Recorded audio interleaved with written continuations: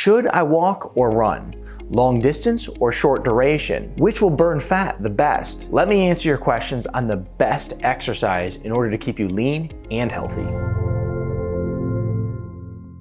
Hey Wellness Warriors, I'm Dr. Nick Zyrowski, and I started my holistic health practice in order to help you take control of your health naturally, because true health only comes naturally. So be sure to subscribe to the channel, hit the notification bell, give this video a thumbs up, and share with me your thoughts in the comments below. Growing up, I played soccer, football. I went on after that to play college hockey, and I've been an avid gym goer pretty much my entire adult life. And still to this day, I like to go and participate in athletic events like Spartan races, for instance. And so when it comes to exercise overall, I keep a really open mind because I like to participate in many different styles. Now, I find value in participating in long distance running, HIIT training, or just going for a nice long walk. Now, each one of these has benefits, but let's see which one is going to be the best for weight loss. According to the Mayo Clinic, we need to get about 150 minutes of cardiovascular exercise in each week.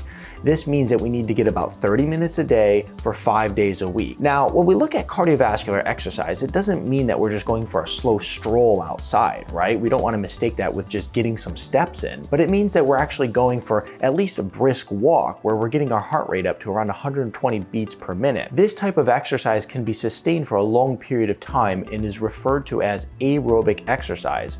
Some other examples of this style of exercise would be swimming, cycling, jogging, or even maybe going to a Zumba class. Now, this style of training offers many benefits that people prefer over high intensity training in many cases. The first major benefit that it offers is that it actually will burn fat as a total percentage of calories over stored sugar. So it's great for burning fat. Another great benefit that it offers is that it helps keep cortisol low.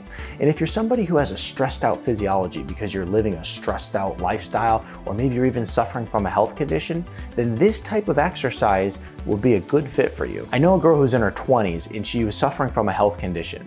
Now, in the meantime, she wanted to lose weight, so she was doing a lot of long distance running. Frustrated because she couldn't lose weight, she just kept pushing the exercise.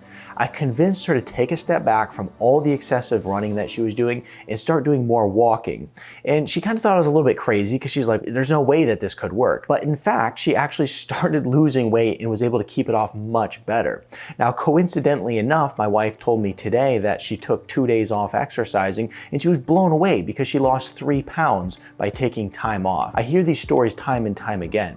So if you're somebody who's fitting into this category, like I said, a lot of physiological stress, then this is going to be a good fit for you. We have to remember that everybody's body is different and will react differently to different styles of exercise. We just have to try them. Another benefit that's pretty important that you get from aerobic exercise is that it's much easier to control your calorie intake with it. And the reason for that is because when you're doing this style of exercise, you're burning fat for energy. And as a result, you don't get hit with these huge hunger cravings. And this is why people in the fitness industry who maintain a great physique and a lot of muscle mass, and they really dial in their calories, tend to prefer aerobic training over high intensity training that would cause them to have massive hunger cravings throughout the day. Now let's talk about another style of training that I also participate in, and this is referred to as anaerobic training. Now, this can be anything that is done at a very high intensity. So this would be high intensity interval training. This could be sprints.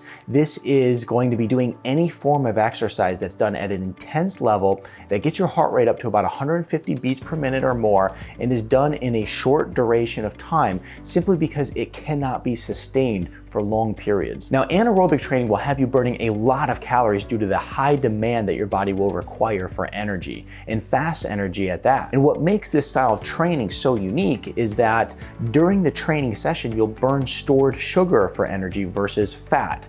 Now, the good news is because you actually are burning all that stored sugar in the body during the training session, it opens up the possibility for you to burn fat for the next 24 to 48 hours after you're done with the exercise. And this is why this style of training is so powerful for anyone who is suffering from insulin resistance. I'll often have patients who are suffering with this issue go and do a 5-minute HIIT workout in the morning and a 5-minute HIIT workout at night. So that way it's low stress, but also just burns through those sugar stores and helps keep their sugar levels low. But due to the high demand for energy, cortisol is raised during anaerobic training. The good news is that unlike long distance distance running is raised for just a short period of time, but it can still pose a problem for those who are undergoing a lot of stress physiologically in their body. And because most people are trying to lose fat when they exercise, it's very important to remember that this style of training can leave you wildly hungry, which then can lead to overeating, which would negate all the effort that you put in so far. One of the things I like to do, and I've talked about this before,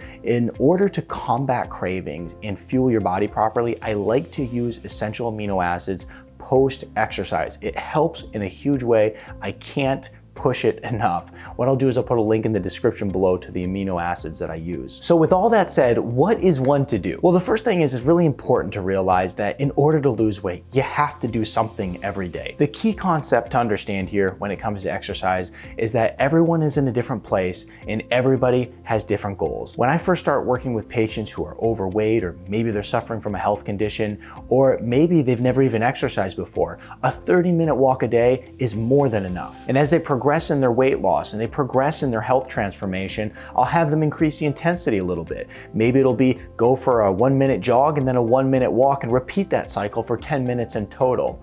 It's always important to look at the current situation and look at your current goals and make sure you're basing your exercise off of that. And it's also important, as I said before, to make sure that we're not adding stress on top of physiological stress. For those whose main goal is to gain muscle, I'd recommend that you just focus on weight training and you get in about 10,000 steps per day in order to support fat loss. Now, for all the runners out there, you're probably wondering, what about long distance running? Now, personally, I love long distance running because it just feels like such a good mental reset. For you runners out there, you know what I'm talking about. There's nothing else like it. But the problem with that long distance running is that it raises cortisol in the body, puts a lot of stress on the body, and whether it's the joints or the physiology, it's pretty hard on the system. So when it comes to long distance running, I keep it to a minimum. I typically like to get one in a week, and then the rest of the week I'll do HIIT training, I'll do weight training, and then of course make sure you're getting your rest in there as well, because it's so important for your nervous system, and it's so important to actually progress in weight loss and progress in lifting heavier weights and progress in running a further distance in a shorter period of time. That rest is incredibly powerful. Now, I mentioned how incredibly beneficial it was to use high-intensity interval training if you have insulin resistance. To learn more about that, watch this video here.